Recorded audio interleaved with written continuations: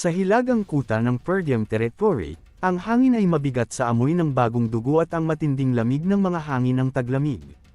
Ang labanan sa pagitan ng mga hilagang barbarong tribo at ng mga tagapagtanggol ng Perdium ay nasa rurok, umaabot sa isang tugtugin ng karahasan na yumanig sa mga pundasyon ng mga pader na bato. Ang mga barbarian ay unti-unting nananaig sa mga puwersa ng Perdium. Ang kanilang dami at brutal na galit ay nagtutulak sa mga disiplinadong sundalo hanggang sa kanilang mga pinakahuling hangganan. Isang tagpo ng ganap na kaguluhan.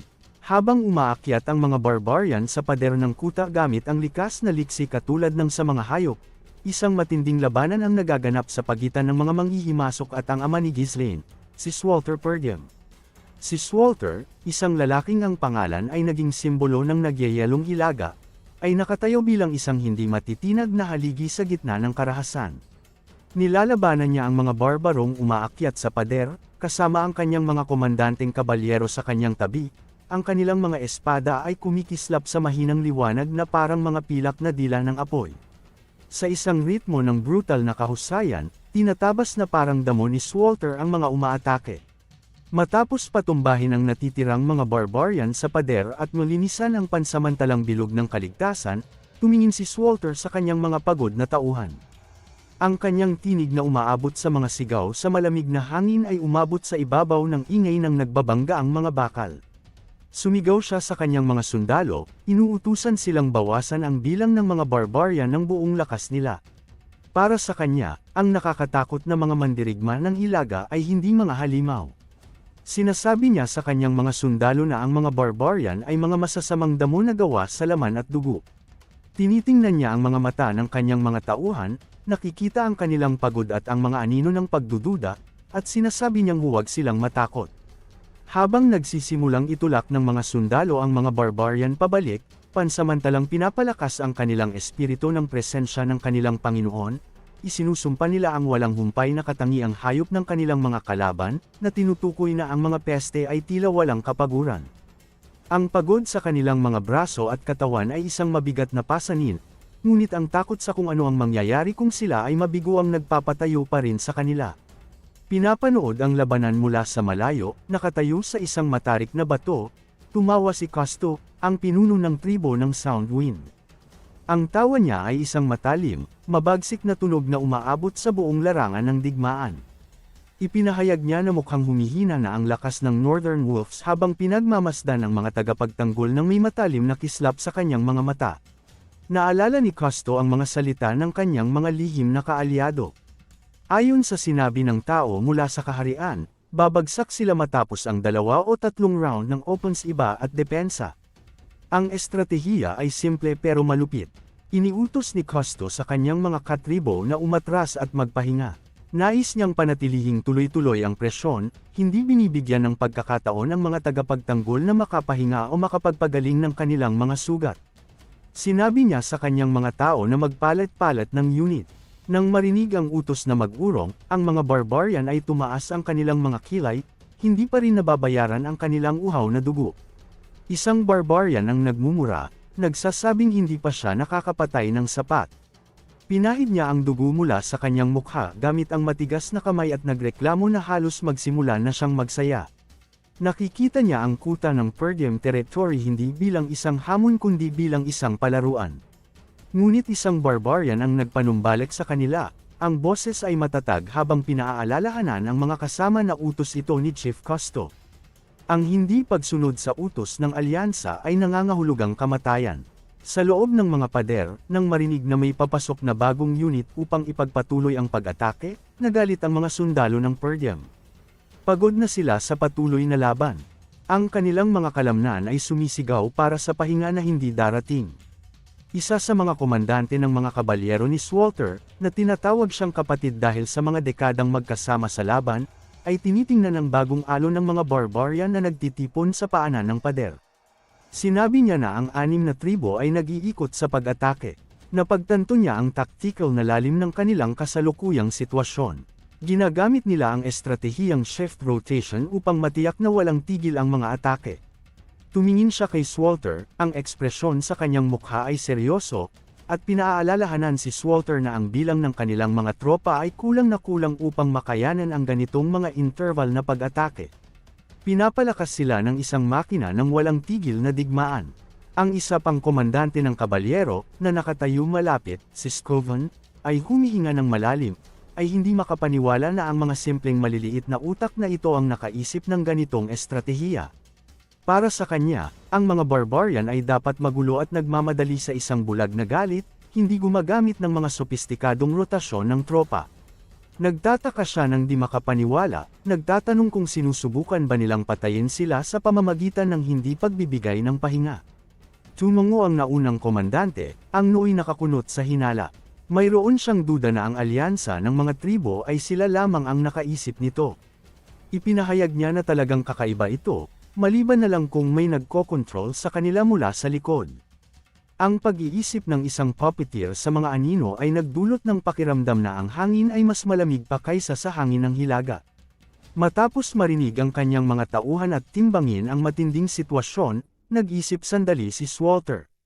Alam niyang ang manatili sa likod ng mga pader ay magdudulot ng isang mabagal na kamatayan dahil sa pagpapagod. Gumawa siya ng isang matapang at desperadong desisyon. Iniutos niyang buksan ang mga pintuan kapag bumalik ang mga barbarian.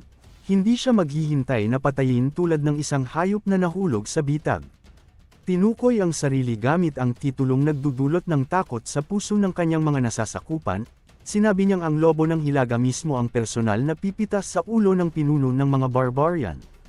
Nang marinig na personal na kikilos ang kanilang Panginoon at lilisanin ang kaligtasan ng pader ng kastilyo, nagulat ang dalawang komandante ng kabalyero. Para sa kanila, ang panganib ay napakataas.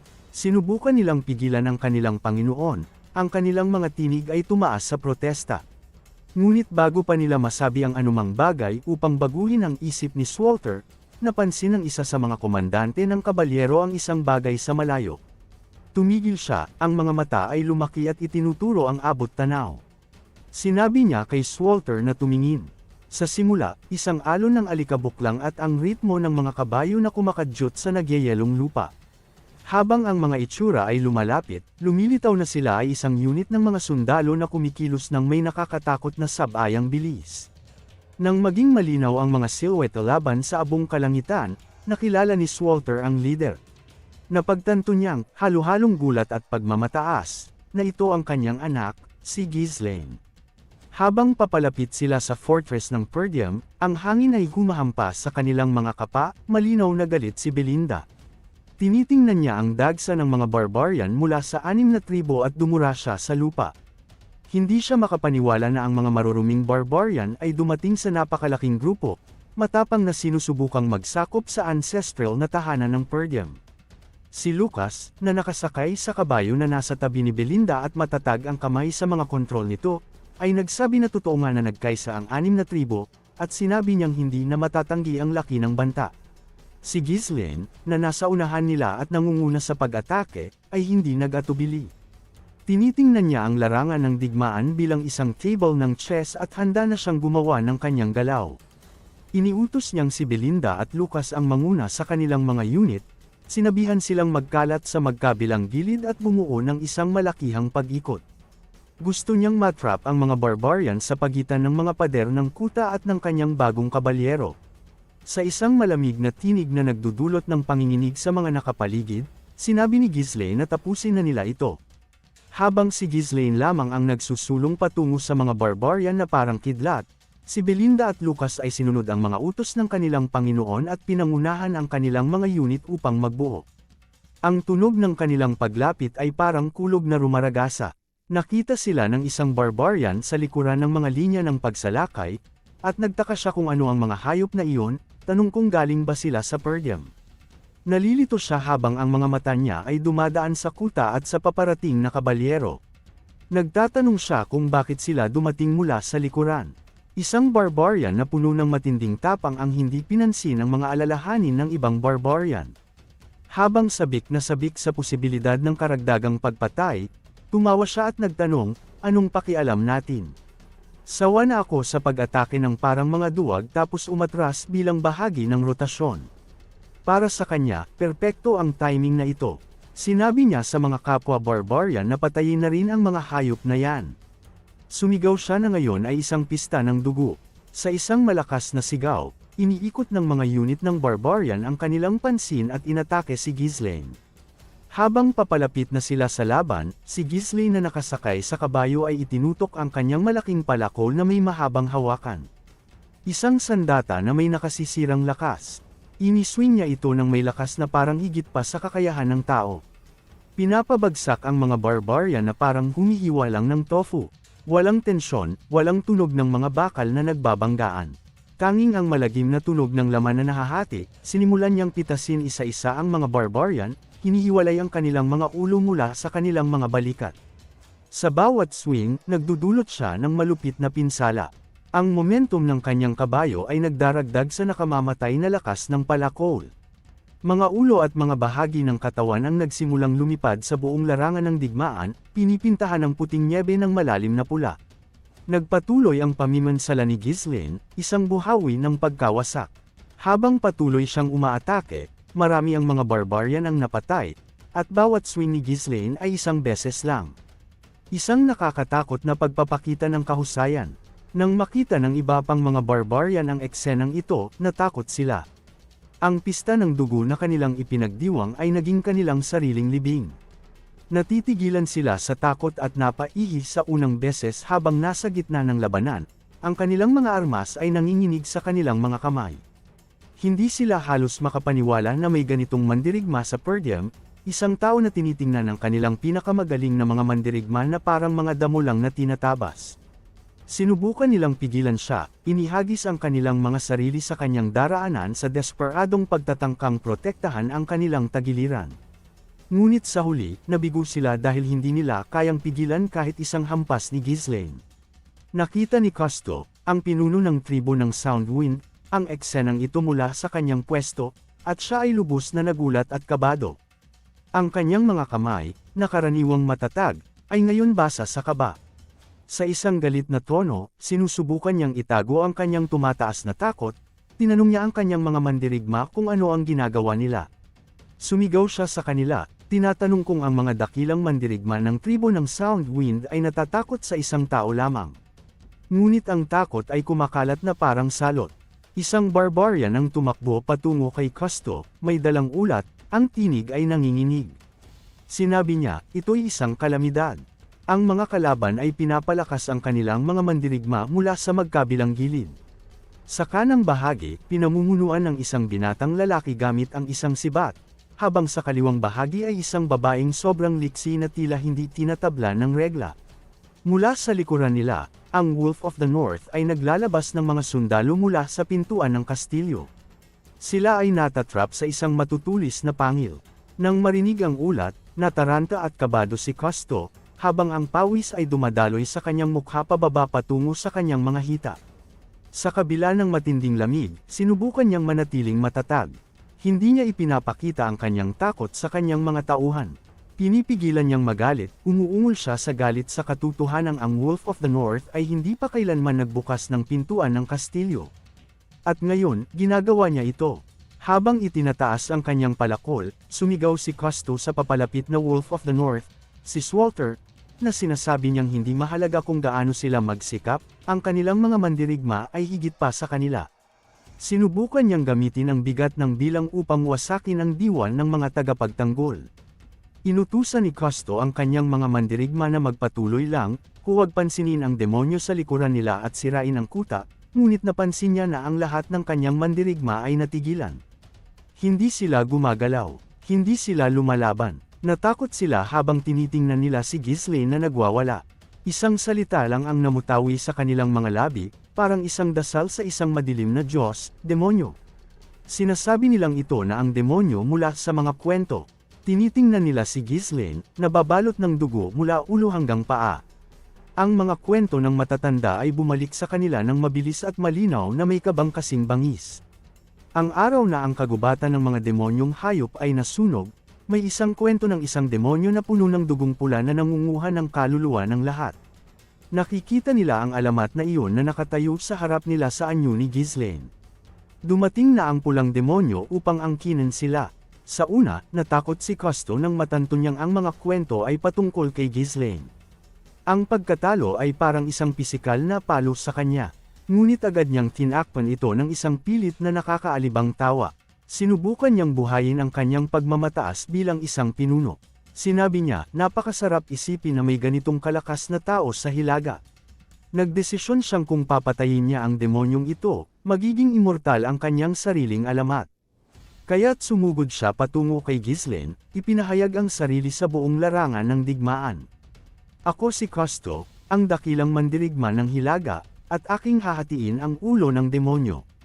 Hindi pinansin ni Ghislaine si Cousteau. Para sa kanya, ang pinuno ay isa lamang hadlang, isang piraso ng dumi na kailangang linisin. Tiningnan niya ang papalapit na barbarian at bamulong lamang ng isang salita, nakakasuka. Habang kasing energetic ng kabayo ni Ghislaine, tila pareho ang kabayo at ang may-ari sa kanilang pangdidiri. Habang papalapit na si Cousteau, ang kabayo ni Ghislaine ay tumalon at tinadyakan ang kabayo ni Cousteau sa mukha.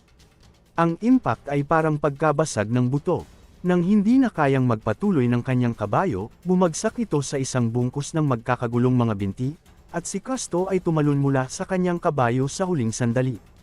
Lumipad siya sa hangin patungo kay Ghislaine, may dalang dalawang palakol sa kamay, ang mukha ay puno ng galit at desperasyon. Pinanood ni Ghislaine ang barbarian na lumilipad patungo sa kanya gamit ang malamig na mata, tinatanong kung gaano nakatagal ang primitibong larong pangmandirigma na iyon na unti-unting kinakain ang Hilaga. Simple lamang na iniiwas ni Ghislaine ang kabayo niya ng may eksperto at tumpak na galaw. Hindi pa niya ginamit ang blade. Tinamaan niya si Cousteau gamit ang hawakan ng kanyang mahabang palakol. Ang lakas ng hampas ay kamangha-mangha. Ngunit sa huling sandali, ipinakita ni Cousteau kung bakit siya isang pinuno. Iniikot ang katawan at hinarang ang hawakan ng palakol ni Ghislaine gamit ang sarili niyang mga armas. Ngunit hindi niya kayang pigilan ang momentum. Sa isang napakalakas na puwersa, itinulak ni Ghislaine si Cousteau pabagsak sa lupa. Tumama ng malakas si Cousteau sa lupa, ngunit siya ay isang survivor. Agad siyang umatras, muling binawi ang kanyang tindig, ang dibdib ay humihingal. Habang labis na naiinis, tinawag niyang demonyo si Ghislaine, sinabi niyang makipaglaban ng maayos. Inakusahan siya ng paggamit ng mga trick at ng kabayo upang iwasan ang isang tunay na duelo. Sinabi ni Cousteau kay Ghislaine na tiyak niyang huhugutan ang kanyang hininga. Ngunit bago pa niya matapos ang banta, tinadyakan ng kabayo ni Ghislaine ang mukha ni Cousteau, na nagtulak sa kanya pabalik at pinalipad siya. May malakas na puwersa ang kick ng kabayo. Isang brutal na direktang hit na nagbago ng itsura ni Cousteau, pumutok ang kanyang panga at ilong sa isang pagsabog ng dugo. Habang si Cousteau ay lumilipad pabalik, ang kanyang pananaw ay lumabo at ang kanyang malay ay unti-unting nawawala. Naramdaman niyang ang mga pangil ng isang lobo ay papalapit at kakagat na sa kanya. Narinig niya ang tinig ni Walter Purdiam, malamig at tiyak, na nagsasabing mula ngayon ay magkakalat ng bagong alamat ang mga barbarian. Ipinahayag ni Walter na ang lobo ng Hilaga ay huhugot ng hininga ng lahat ng mandirigmang magtatangkang dumaan sa kanilang mga hangganan. Binutis ni Walter ang dibdib ni Cousteau mula sa likuran gamit ang kanyang espada. Ang tala may tumagos mula sa dibdib ng pinuno at sumabog ang pulang dugo. Sinubukan ni Cousteau na magpumigla sa huling hininga, ang mga daliri ay nanginginig patungo sa espada sa kanyang dibdib, ngunit lahat ng iyon ay walang silbi. Ang buhay ay nawala sa kanyang mga mata habang siya ay nakadikit sa nagyayelong lupa. Pagkatapos, inihayag ng Wolf of the North sa buong larangan ng digmaan na patay na ang pinuno. Ang kanyang tinig ay may bigat ng tagumpay. Inutusan niya ang mga sundalo ng Purdiam na ayusin ang mga natirang barbarian, sinabing siguraduhin hindi na nila muling aabutin ang Purdiam. Ang natirang mga barbarian, nang makita ang kanilang pinuno na patay at ang demonyo na nakatayo pa rin, ay nagkawatak-watik at tumakas sa desyertong kagubatan, ang kanilang diwa ay nabasag. Habang nagsisimula ng hamupa ang kaguluhan ng labanan at ang mga daing ng mga sugatang sundalo ay umabot, bumaba si Ghislaine mula sa kanyang kabayo. Ang kanyang baluti ay madulas sa dugo, ang paghinga ay matatag kahit na sa mga pagkawasak ng mga barbarian na kanyang idinulot. Nilapitan niya ang kanyang ama. Nang makita ni Walter ang kanyang anak, tinignan siya gamit ang mga matang nakita na ang matinding hirap ng digmaan. Sinabi niya, "Matagal na rin anak. Ang mga salitang iyon ay may buong mundo ng hindi nasabi na damdamin. Habang inaalis ni Ghislaine ang kanyang helmet, ipinakita ang mukha niyang natabunan ng dugo ng mga kalaban, magalang niyang sinabi sa kanyang ama, "Medyo huli ako." Subalit, nung mga sandaling iyon, isa sa mga komandante ng kabalyero ng Perdiam, nakilala si Ghislaine mula pa noong bata siya, ay hindi na itago ang kanyang kasiyahan nang makita ang kanilang batang Panginoon na bumalik sa kanilang pinakamadilim na oras. Tumakbo siya patungo kay Ghislaine at niyakap siya, ang kanyang tawa ay parang pagpapagaan ng loob. Ipinahayag niyang natutuwa siya nang bumalik siya. Sinabi niya kay Ghislaine na dahil sa kanya, makakahinga na siya muli, at ang bigat ng pag-aatake ay sa wakas ay nawaksi. Si Swalter, bagamat isang tao ng loika at estratehiya, ay tinitingnan ng mga unit ng reinforcement at pagkatapos ay ibinalik ang kanyang tingin sa anak. Pagkatapos, tinanong ni Swalter si Ghislaine, "Paano mo nalaman at nakarating ka na may ganitong mga puwersa?" Ang timing ay masyadong perpekto upang maging simpleng pagkakataon lang. Nagulat si Ghislaine ng kaunti sa tanong. Tiningnan niya ang kanyang ama nang may kalituhan sa mukha. Sinabi niyang dumating siya matapos makatanggap ng liham ng pagtulong na may seal ng Perdiam. Ipinaliwanag niya ng malinaw ang kanyang mga hakbang. Dahil ang Perdiam ay inaatake ng mga barbarian, ipinadala muna niya ang ilang puwersa ng Fenris bilang reinforcement, ayon sa kahalagahan ng mensahe. Ibinigay ang aktwal na liham, tinanong ni Ghislaine ang kanyang ama, "Hindi ba ikaw ang nagpadala nito?" Kinuha ni Swalter ang liham, ang mga mata ay binabasa ang nilalaman at ang wax seal. Ang mukha niya ay nagitim. Pagkatapos, tiningnan ni Swalter ang Knight Commander ng galit, ang tingin ay matalim. Halatang kinakabahan, mabilis na umiling ang Knight Commander. Sinabi niya, hindi siya nagpadala nito. Alam niya ang bigat ng ganitong aksyon. Sinabi ni Swalter na ang seal ay itinatago sa pangunahing kastilyo sa ilalim ng mahigpit na gwardya. Nagtanong siya ng malakas, sino kaya ang nagpadala ng liham na ito kung hindi alam ng mga namumuno dito. Biglang nagbago ang atmosferang nasa paligid. Ang kasiyahan ng tagumpay ay nawala, pinalitan ng nakakapangilabot na pagka-realize.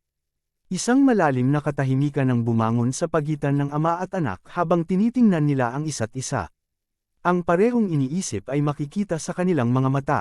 Napagtanto nila kung ano ang nangyari. Ang mga piraso ng palaisipan ay nahulog sa lugar na may nakakakilabot na tunog. Sinabi ni Ghislaine, "Ang boses ay mababa at mapanganib, nahulog tayo sa isang bitag ngayon." Ang labanan sa pader ay simula pa lang.